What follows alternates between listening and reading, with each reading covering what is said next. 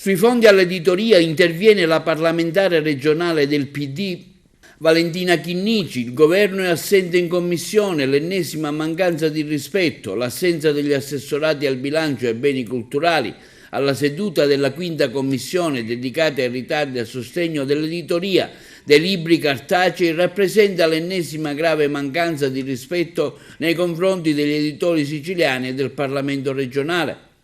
La deputata del Partito Democratico all'Assemblea regionale siciliana Valentina Chinnici continua nel suo comunicato: l'assessorato e la ragioneria aggiunge erano stati convocati per discutere del lunghissimo ritardo accumulato dalla Regione per erogazione degli aiuti stanziati con la manovra finanziaria anti-Covid 2020. Sono 1.380.000 euro che la Regione avrebbe dovuto già redistribuire per consentire alle imprese di affrontare i disagi generati dalla pandemia.